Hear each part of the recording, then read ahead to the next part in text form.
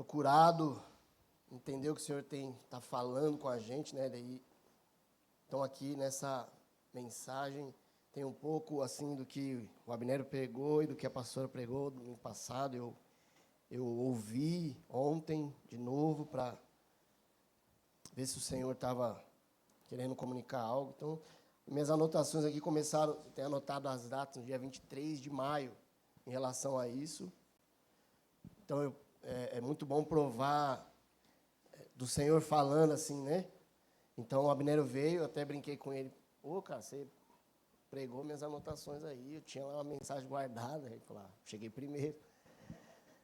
Mas é muito bom poder ver o Espírito direcionando a gente. E eu queria falar sobre algo que o Senhor tem realmente falado comigo e aberto os meus olhos em relação a mim mesmo, em relação às pessoas e à igreja. As pessoas que eu digo que não são a igreja ainda, que não têm o conhecimento de Jesus, do sacrifício de Jesus. Como a gente costuma dizer, as pessoas do mundo. É que eu não gosto muito, porque quando a gente fala que as pessoas do mundo, a gente é da onde? De Marte? Os não cristãos. Mas eu queria pedir para você abrir em Lucas 18, nós vamos começar nessa passagem, e essa vai ser a nossa introdução.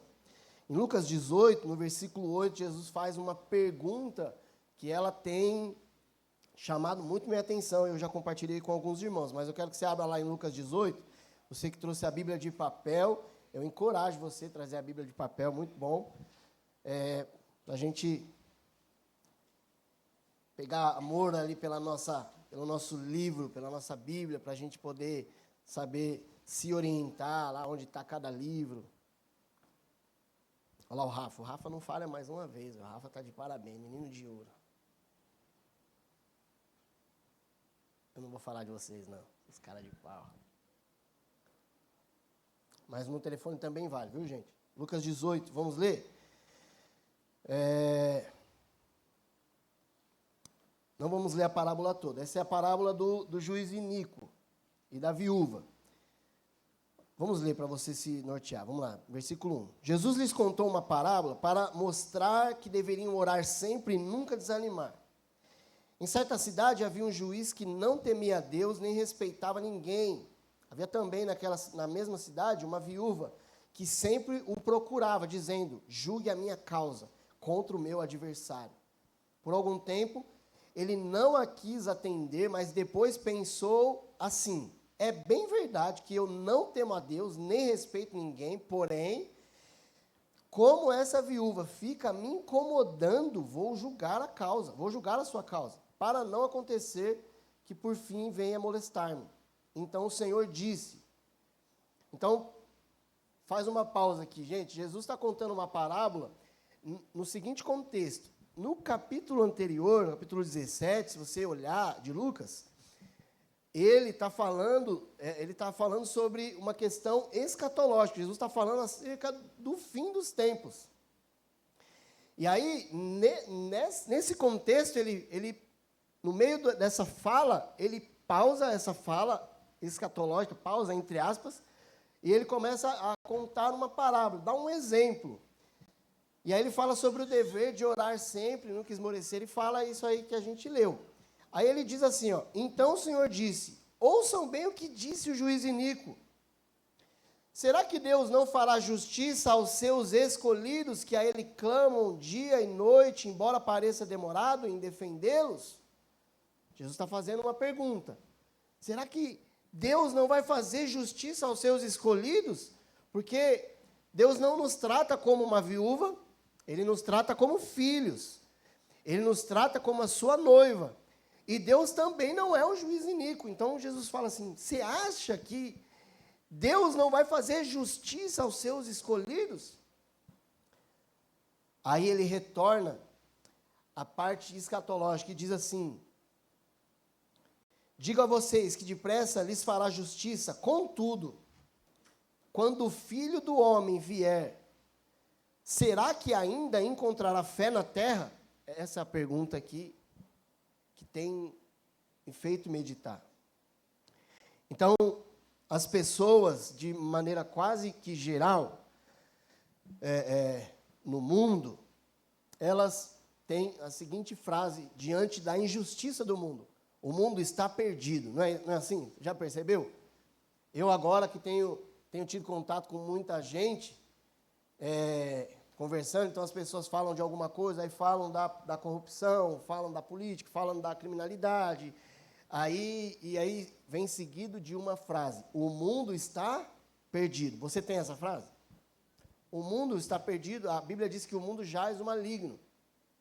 O mundo é tomado de injustiça, de fato, e assim, irmãos, nós não temos nem um pouco de noção de tanta injustiça que nós temos no mundo. Coisas horríveis. Dias atrás, numa reunião de oração aqui de terça-feira, a irmã Erida começou a orar começou a interceder pela injustiça contra as crianças. Então, se você pegar só isso, só esse dado de injustiça contra as crianças, você vai ver inúmeras coisas que você fala: meu Deus, como pode? As pessoas são muito más. Então, de fato, o mundo está enterrado em injustiça. Isso não é agora. Tem piorado? Tem, mas sempre existiu muita injustiça. Se você vê como as pessoas eram em Sodoma e Gomorra, extremamente más. Extremamente más. Assim, tem estudos e relatos que pessoas não podiam fazer nenhum tipo de bondade um ao outro. Não era, é como se fosse proibido.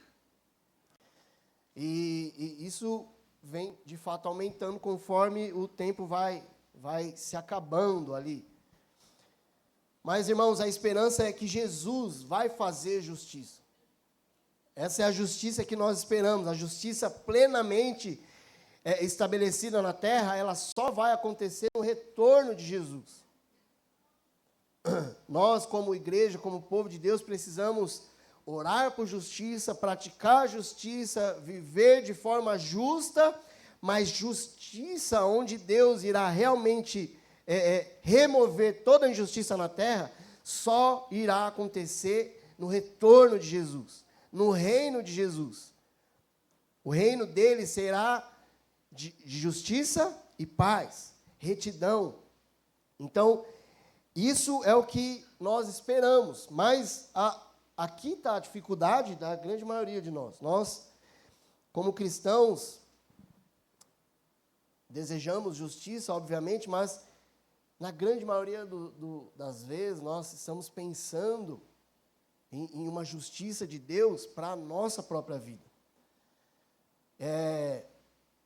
Em uma resolução dos nossos problemas.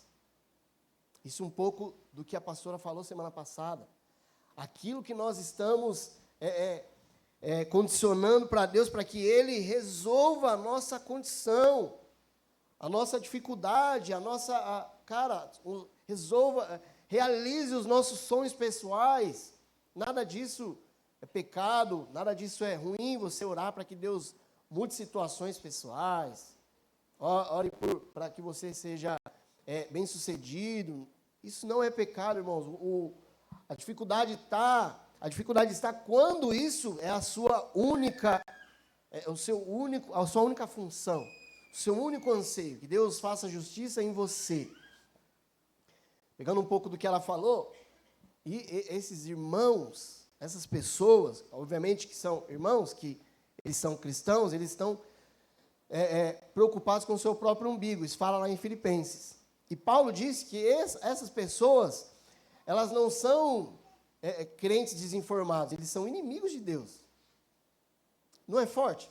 Fala sério. Porque a nossa falta de consciência do plano de Deus e a nossa falta de, muitas vezes, falta de conversão faz com que nós colocamos o nosso Deus como a gente mesmo. E isso é um perigo nos nossos dias. E lembra da pergunta de Jesus? Falando no contexto de fim dos tempos, assim: acaso, quando o Filho do Homem vier, ele encontrará fé na terra? Esse é o contexto da igreja, não é, irmãos? Ele não está falando das pessoas do mundo, os não cristãos. Essas pessoas precisam ser evangelizadas. Eles precisam saber sobre o Senhor. Ele está falando no contexto daqueles que são escolhidos. Acaso os escolhidos, será que Deus não vai fazer justiça para aqueles escolhidos que estão ali dia e noite? E essa pergunta, assim, de Jesus tem me feito refletir e olhar para mim, para a igreja e para as pessoas do mundo, que estão totalmente desesperançadas. A fala das pessoas é: o mundo está perdido, não existe esperança para nós. Quando eu falo sobre a volta de Jesus para minha mãe fala assim: filho, Jesus não vai querer vir aqui não. Não vai não, acho que você está errado, porque aqui está muito ruim. Jesus já falou: não, já fiz minha parte, não volto mais. Eu falo: mas ele vai vir, mãe. E ele vai matar geral, os inimigos. Brincadeira, eu não falo assim para ela, né, que ela não tem essa maturidade, mas é uma realidade das pessoas que estão desesperançadas. E nós deveríamos ser o povo da esperança.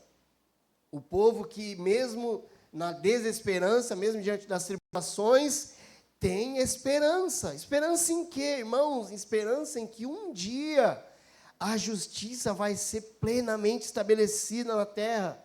E o nosso amado Jesus vai reinar sobre todo o mundo. Essa precisa ser a nossa esperança.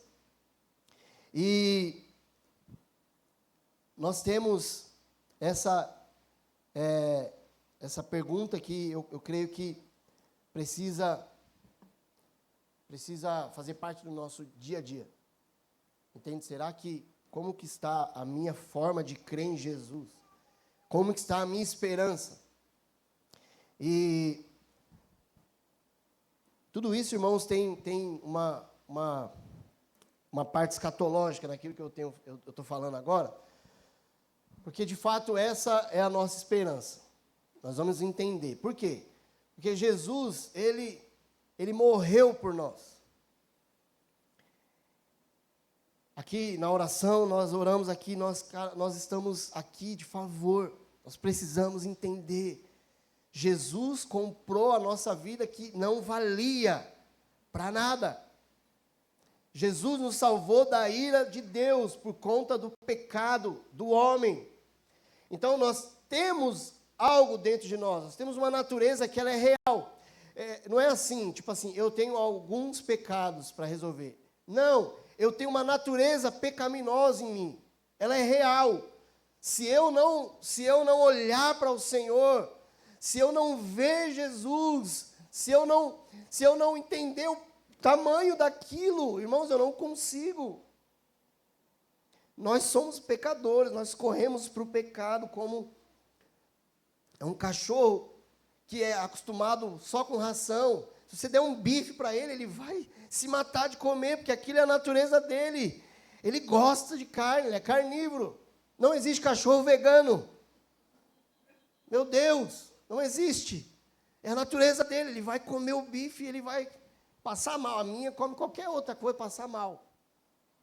Eu acho que ela deveria ser vegana, mas qualquer coisa que cai, ela vai lá e come. Mas a natureza dela é o quê? Não quero saber. O que cai aqui eu vou comer, que eu passe mal. Mas ela come. O homem é assim para o pecado. E a única coisa que nos faz livres do pecado é o ato de Jesus, cara, a morte de Jesus. Porque ele quis salvar o mundo. Porque era a única chance de nos religar a Deus. Entende? Só que não parou aí. Porque se ficasse só por aí, a gente ia ficar aqui só sofrendo para sempre. Não, irmãos, Deus tem um plano, e esse plano tem um fim. E o plano final de Deus é justiça, é paz. Amém? Amém. Abra sua Bíblia em Atos 3. Atos 3, 19.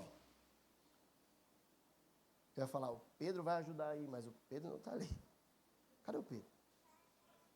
Não tem problema não, o pessoal abre a Bíblia aí. Não, pode deixar aqui.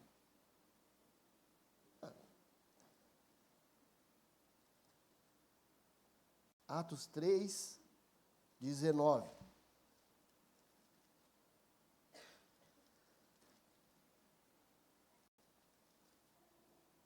Diz assim, ó. Portanto, arrependam-se e se convertam para que sejam cancelados os seus pecados. Pedro está pregando o evangelho aqui. Aí ele diz, a fim de que da presença do Senhor venham tempos de refrigério e que ele envie o Cristo que já foi designado para vocês, a saber, Jesus, ao qual é necessário que o céu receba até os tempos da restauração de todas as coisas. Repitam comigo, restauração de todas as coisas.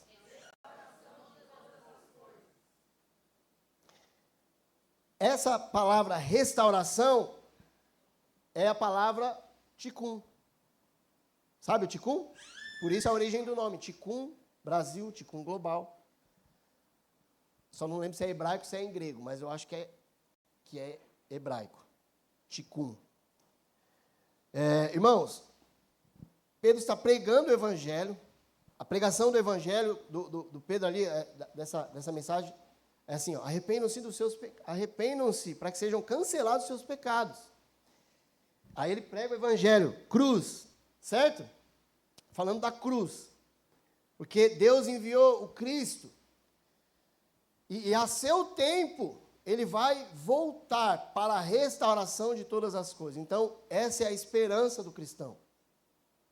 Um dia, tudo vai ser restaurado. Não só as nossas vidas, os nossos corpos, mas a terra vai ser restaurada.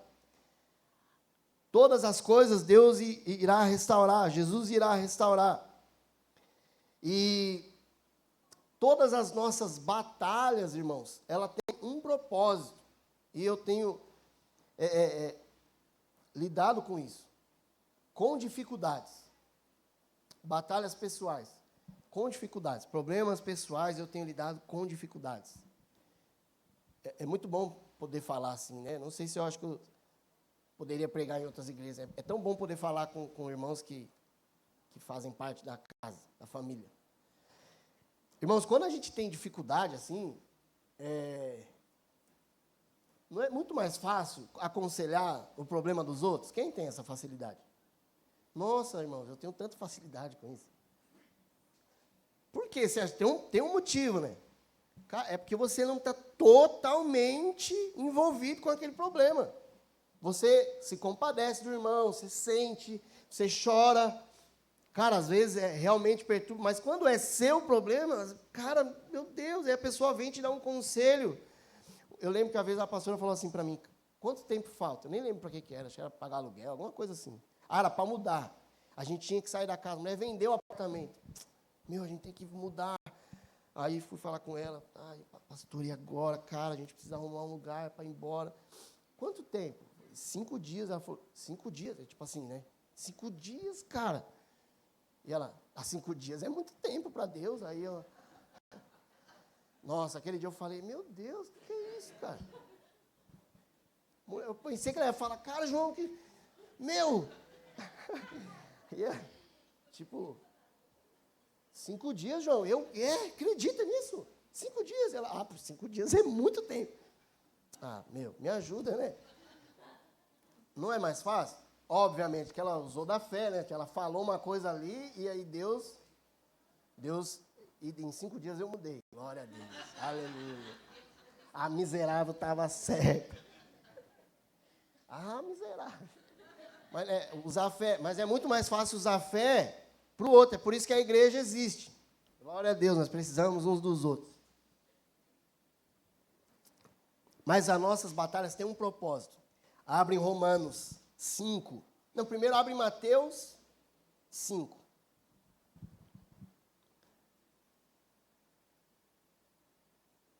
Mateus 5, 4.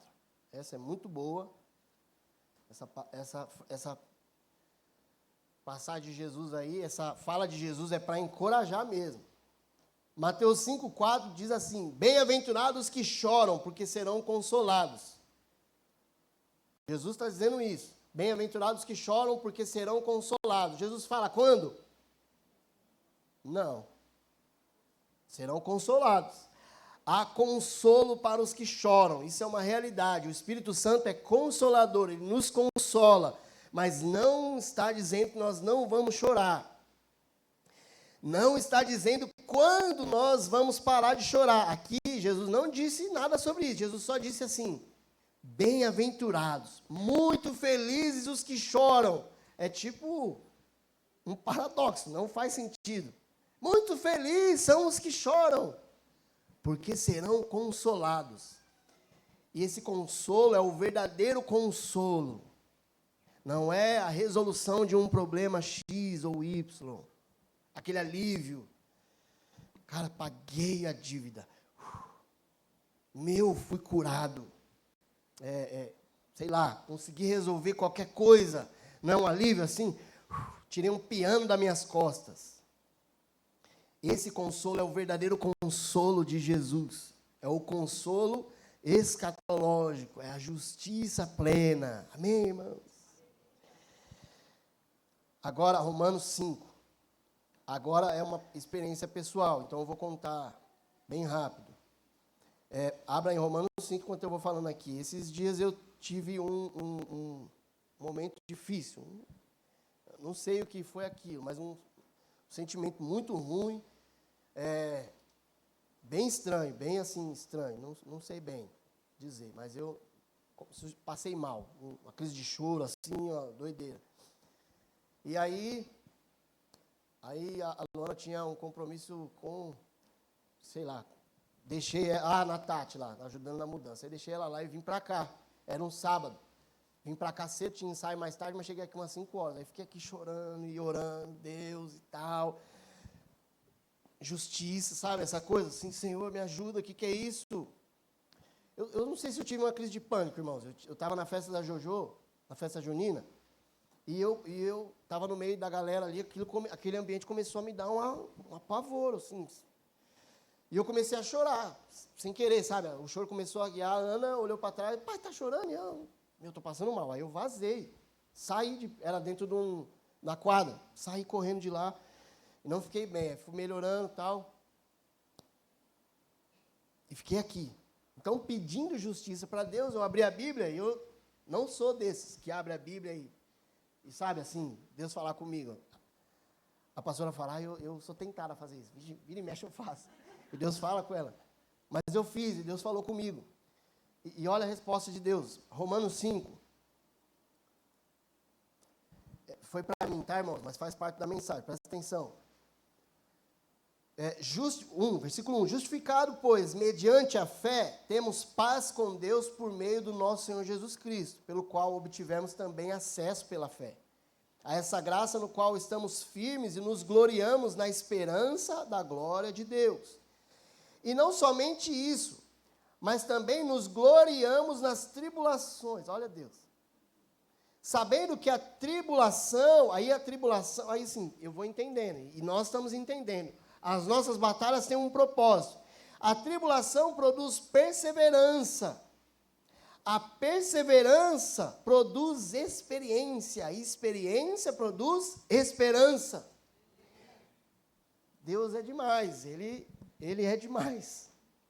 Você está precisando de uma resposta, de uma resolução, e Deus diz assim, nós nos gloriamos na tribulação. Cara, se alegra. Se gloria nisso. Aí tem um motivo das nossas batalhas, irmãos. Eu quero dizer aqui para você, como um irmão, como alguém que é igual a você, a sua batalha não é em vão, a sua luta, o seu problema não é em vão. Essa tribulação é para você se gloriar em Deus, que você depende totalmente dEle. E essa dificuldade vai produzir em você perseverança, insistência, mãos calejadas, que vai produzir experiência. Você precisa de experiências na vida cristã, para poder dizer assim, cara, Deus fez isso comigo, Ele vai fazer com você. E essa experiência produz esperança.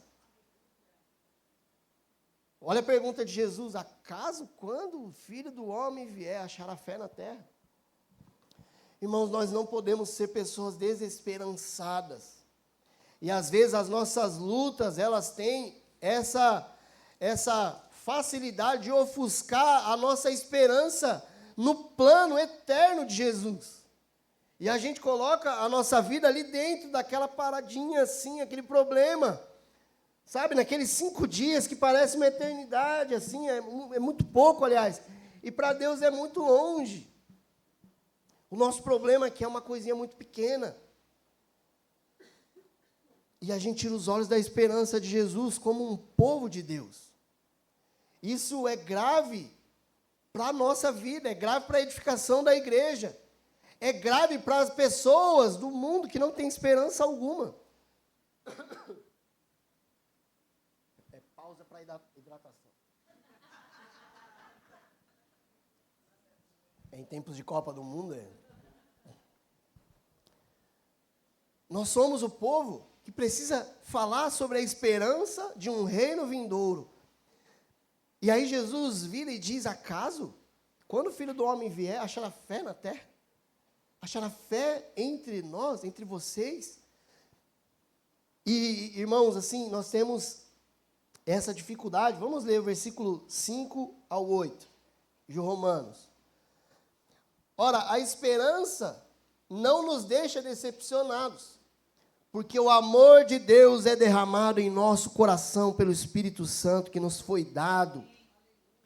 Porque Cristo, quando ainda éramos fracos, morreu a seu tempo pelos ímpios. Dificilmente alguém morreria por um justo, embora por uma pessoa boa alguém talvez tenha coragem de morrer. Mas Deus prova o seu próprio amor para conosco pelo fato de Cristo ter morrido por nós quando ainda éramos pecadores. Amém, irmãos? Amém. Deus prova o seu próprio amor por ter feito Cristo morrer por nós, quando nós éramos pecadores. Isso precisa fazer parte da nossa esperança. Na realidade, como o Abnério disse, nós precisamos olhar para Jesus, irmãos. Nós precisamos colocar os olhos em Jesus. E de alguma maneira nós temos perdido o foco. Eu sempre digo nós somos a igreja. Talvez você esteja focado, mas nós somos a igreja. Então, se a igreja está desfocada, todos estão. Gálatas 3. Abre aí, sua Bíblia. Gálatas 3. Só vai indo para frente aí, depois de 2 Coríntios, Gálatas. Gálatas 3.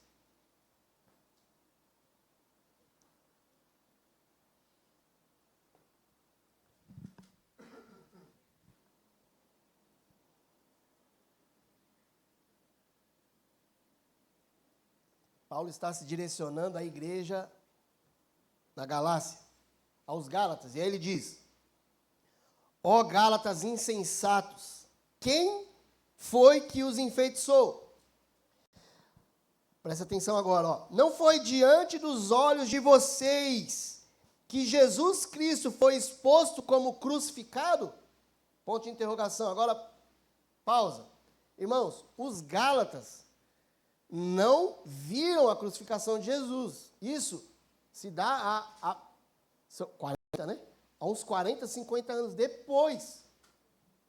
Por aí. Da crucificação de Jesus. Nem Paulo viu. Paulo era vivo, mas não estava lá. Eles não viram. Não viram o dia. Não viram. Agora, Paulo está dizendo que diante da pregação do Evangelho, o Cristo foi exposto, crucificado, diante dos olhos dele. Como Paulo estivesse falando assim, a palavra que foi pregada a vocês mostrou a crucificação de Jesus. Então, quando nós falamos olhe para Jesus, tem uma coisa especial aí. Paulo continua, ele diz assim, ó: quero apenas saber isso. Vocês receberam o Espírito pelas obras da lei ou pela pregação da fé? Vocês creram, receberam o Espírito, o selo do Espírito, porque vocês praticaram obras da lei ou por causa da pregação da fé? ou porque vocês creram em Jesus? Óbvio, pela pregação da fé. Agora, nós, irmãos, nós temos recebido o Evangelho de Jesus, nós conhecemos e sabemos sobre o ato da crucificação, o que Jesus fez por nós, mas nós vivemos hoje como insensatos, como pessoas desesperançadas. E esses dias eu estava vendo uma mensagem do Haroldo. Como pode uma pessoa ter consciência de que Jesus, Deus, morreu para cancelar os nossos pecados, nos livrar da ira de Deus, e ela viver como igreja, viver pecando normalmente? Como se aquilo fizesse parte da vida dela, sem peso, sem arrependimento. Irmãos, isso é horrível. O pecado nos separa de Deus. Então, o fato da pregação do Evangelho, ela precisa ser sempre para nós, porque a gente precisa entender que essa exposição do Cristo precisa ferir os nossos corações. Entenderam? Entenderam? É como se a gente tirasse os olhos disso. A gente falou aqui, se nós não tivermos essa consciência de que Deus morreu por nós, nós não conseguimos. Não tem como. Irmãos, não tem como. A gente não consegue nem viver em comunidade. Se não fosse o amor de Deus, nós não conseguimos amar o outro. Lembra disso? Jesus falou, olha, um novo mandamento eu dou para vocês. Amem uns aos outros. Como eu os amei. E nós temos dificuldade na nossa vida em ver o plano de Deus, nós temos dificuldade com as nossas próprias dificuldades. E eu tenho sentido isso, nós estamos tirando os olhos disso. A mensagem da cruz. Nem cantar essa música a gente canta mais. E aí é legal que nessa mensagem o Haroldo fala assim, eu não amo a mensagem da cruz, a cruz é muito feia. Jesus morto lá pelado, sangrando, eu não quero ver. O Haroldo podia falar o que ele quisesse, né? E de fato é chocante, é uma coisa gráfica, assim, se você já assistiu A Paixão de Cristo, aquilo não é horrível, mas não é nem terço do que foi real. Jesus sofreu. E isso tem deixado a igreja presa. Falta radicalidade. Paulo está falando, foi diante de vocês que Cristo foi exposto como crucificado.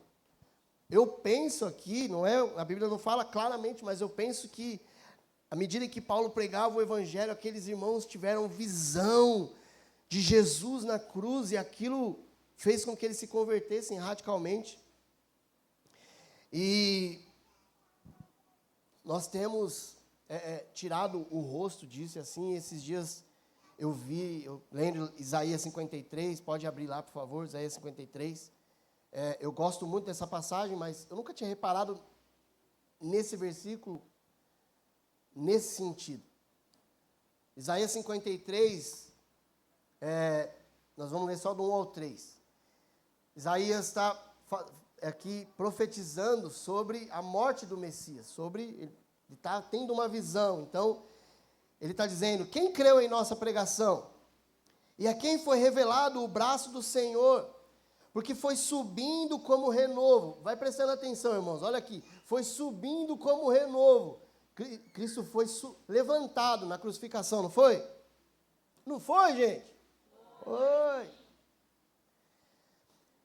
Não tinha, aliás, e como raiz na terra seca, não tinha boa aparência nem formosura. Então, não está dizendo que Jesus não era bonito, tá, irmãos? A Bíblia fala que Jesus era o mais belo entre os milhares. Aqui está falando sobre a crucificação. Ele estava horrível. Estava totalmente danificado. Isaías está tendo uma visão. Olha o profeta. Ele está tendo uma visão e ele fala, não tem boa aparência. Não tem nenhuma formosura. Olhamos para ele, mas não havia nenhuma beleza que nos agradasse. Era desprezado e o mais rejeitado entre os homens. Homem de dores, e que sabe o que é padecer. E como comum de quem os homens escondem o rosto. Era desprezado, dele não fizemos caso. Irmãos, isso aqui, falou, puxa vida, nós tiramos os olhos de Jesus. Tiramos os olhos de Jesus onde? Né? Você sempre, quando vai aconselhar alguém, você fala, irmão, olha para Jesus, cara, olha para Jesus. Não olha para essa pessoa, não. Olha para Jesus, não olha para o que ela te fez. Olha para Jesus. Olha para Jesus como? Olha para Jesus crucificado, irmãos. Olha para Jesus na cruz. Olha para o que Ele fez. Olha para o tamanho da bondade de Jesus. E assim, se a gente está passando por alguma dificuldade, creia no Evangelho. Olha para o que você recebeu. Olha para o Cristo exposto. Eu tenho essa dificuldade, irmãos. Tenho orado, Senhor, me mostra mais sobre a crucificação do Senhor. Atinge o meu coração, de maneira que eu nunca mais peque. De maneira que eu não tenha falta de fé, de modo algum que eu possa resplandecer o Senhor. Aonde eu vá, eu quero ver. Falta isso, irmãos, a gente está perdendo a esperança como igreja, porque nos falta a revelação da cruz. Mas eu creio que nós estamos em dias onde Ele está revelando mais e mais sobre a sua cruz, sobre esse ato. Eu fiquei prestando atenção, Deus, o Senhor está construindo algo no nosso meio, e as mensagens vão se ligando. As nossas ceias têm feito sentido, eu tenho sentido Deus mudando história, Deus trazendo pessoas, falando através de pessoas que a gente às vezes não esperava. E, irmãos, aqui, Isaías 53, ele sabe o que é padecer, homem de dores. Então, às vezes, a gente se sente sozinho nas nossas próprias lutas.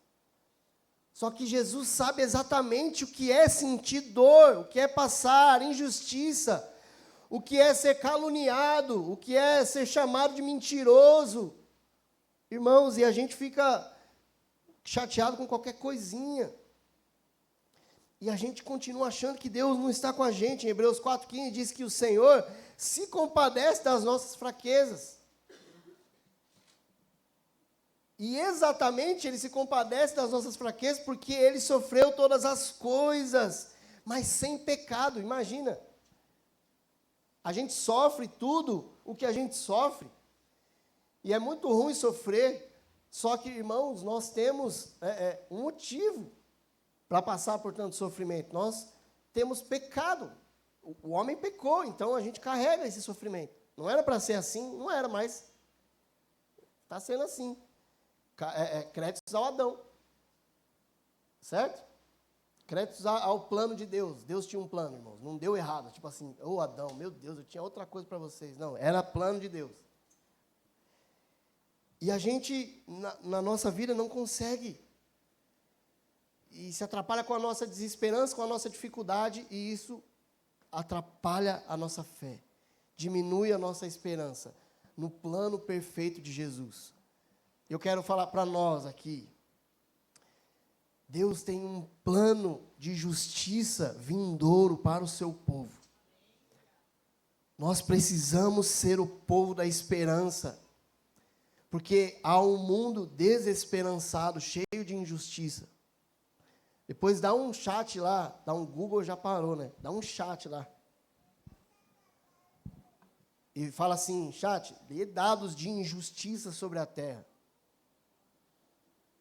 Nos tempos atuais, injustiça sobre criança, aborto, dados mundiais, você vai ficar chocado. Há um mundo de desesperança, irmãos, e eu pergunto aqui para nós, se a igreja está desesperançada, o que vai ser do mundo?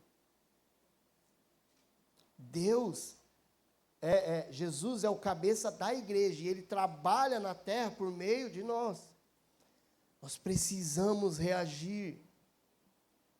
E há uma maneira para reagir. Precisamos crer na esperança.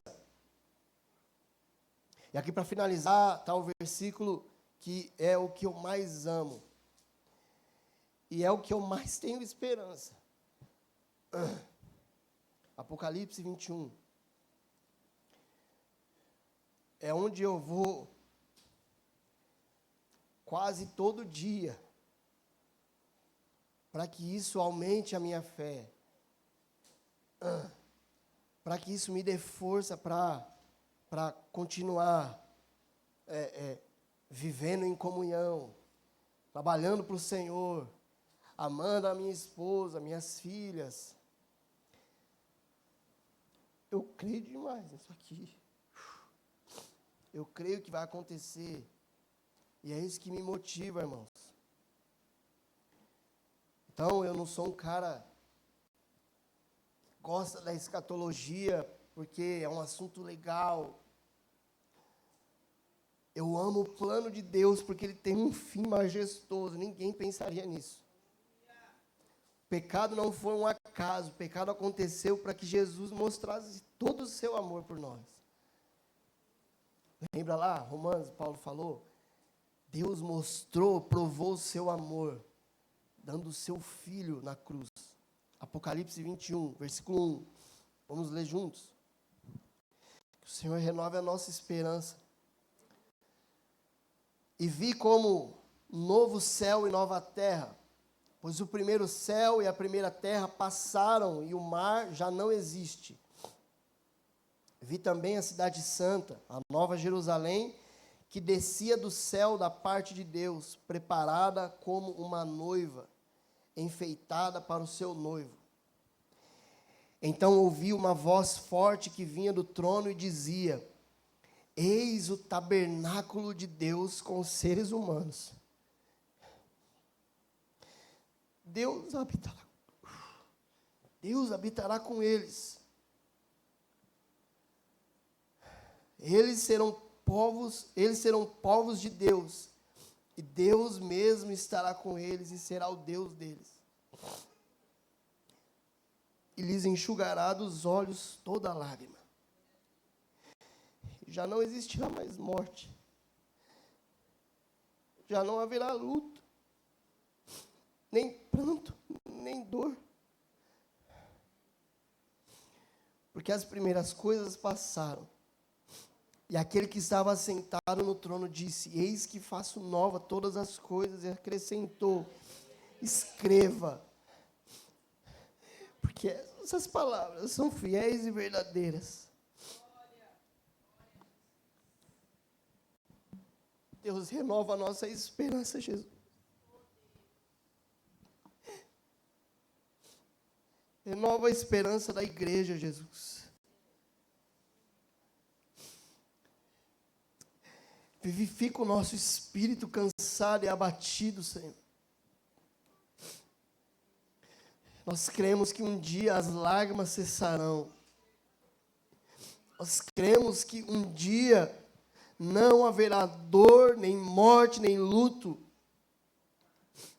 Nós cremos nisso, Jesus. Nós pedimos, renova a nossa esperança. Sabe, irmãos, eu assim,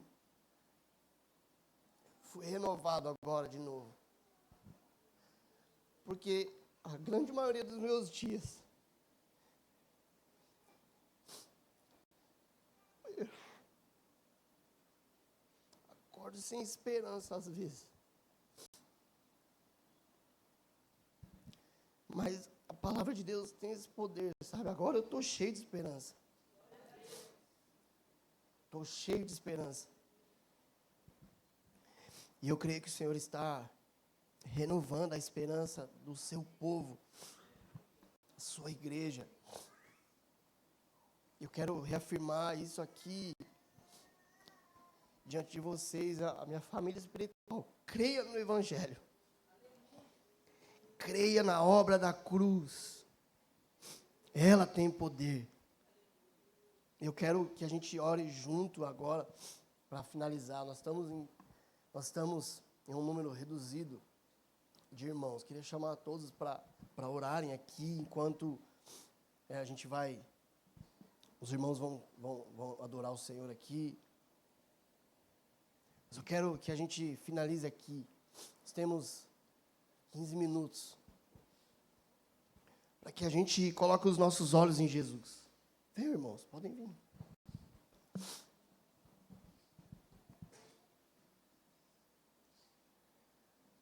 Eu quero que a gente coloque os nossos olhos em Jesus agora.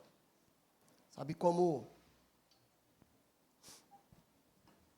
Paulo disse ali aos Gálatas, a minha vontade é que o Senhor aumente a revelação daquele momento para nós. Para que, de alguma forma, a esperança aumente em nossos corações. Para que dessa forma nós não venhamos mais viver de maneira insensata, desesperançada. Jesus, nós te pedimos nessa manhã,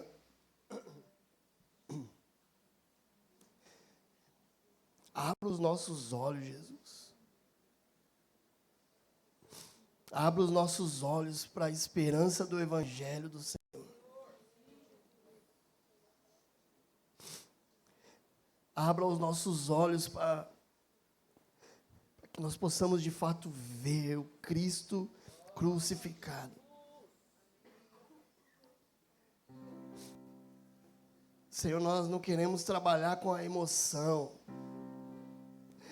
Nós queremos revelação do Senhor. Nós somos perdidos, pecadores, Jesus. Nós somos dependentes e necessitados da sua graça, da sua ajuda, da sua misericórdia, do seu amor. Nós somos totalmente dependentes do seu amor. Nós nos sentimos constantemente abandonados. Nós muitas vezes temos problema de orfandade, paternidade, não reconhecemos o Senhor como Pai, mas o Senhor provou todo o seu amor naquela cruz, quando deu o seu próprio Filho, nos purificou de todo o pecado. Nós não somos escravos do pecado, nós temos uma escolha. Jesus, que a nossa escolha hoje seja olhar para você na cruz, sangrando por nossa causa, totalmente ferido, sentindo muitas dores. Senhor, eu digo de novo, não queremos trabalhar com a emoção. Senhor, nos dê revelação disso. Senhor, faz com que a esperança da igreja se renove na imagem do Cristo crucificado, naquele que não deixou nenhuma dúvida, naquele que não disse que amava, você provou que amou. Jesus, abra os nossos olhos, nos dê esperança no Evangelho, nos dê esperança no seu reino que virá. Senhor, nós queremos crer e ver o reino justo e reto que virá. Ao seu tempo, nós queremos ver com esperança, como se fosse amanhã, como se o Senhor estivesse vindo amanhã mesmo. Oh Jesus, se nós tivéssemos a certeza que amanhã o Senhor viria, como nós estaríamos vivendo hoje? Abra os nossos olhos, Jesus. Abra os nossos olhos. Abra os olhos dos jovens, Jesus. Senhor, nós te pedimos, abra os olhos dos jovens para que eles vejam o Cristo ressurreto. Abra os olhos dos velhos, Senhor, dos anciãos, daqueles que já são idosos, que têm a vida como muita experiência. Senhor, mas nós oramos, impacte essa pessoa, que já viu muito da vida, mas não viu você crucificado, mas não viu você sangrando. Oh Jesus, você consumou a história naquele dia.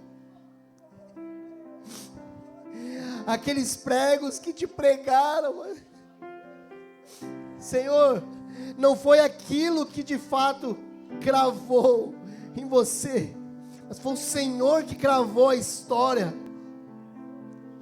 O Senhor cravou a história, o plano eterno de Deus. O Senhor trouxe paz a nós. O Senhor nos dá paz de crermos e nos gloriarmos em você. Aumenta a revelação, Jesus. Aumenta a revelação, nós te pedimos. Senhor, causa um impacto nas nossas vidas, para que a gente não viva mais como quem não acredita no Senhor. Senhor, nos livra de sermos crentes incrédulos. Senhor, que essa pergunta que o Senhor fez naquele dia, Senhor, que ela mude na sua concepção em relação à igreja nos nossos dias. Senhor, que o Senhor possa achar fé no nosso coração. Que o Senhor possa achar fé no nosso coração, na justiça do Senhor. Senhor, nós queremos declarar que confiamos no seu plano. Senhor, nos dá esperança. Senhor, leva a esperança sobre a vida da Carmen e da Nicole, Jesus, que estão com o Edson em estado crítico. Senhor, que elas saibam que um dia não haverá luto, não haverá morte. As lágrimas serão secas. Oh, Jesus, o Senhor secará toda a lágrima. Não haverá depressão, não haverá pânico. Jesus, nós te pedimos, consola-nos no tempo agora. Consola-nos no tempo agora, para que nós sejamos instrumentos de consolo à humanidade desacreditada. Em nome de Jesus.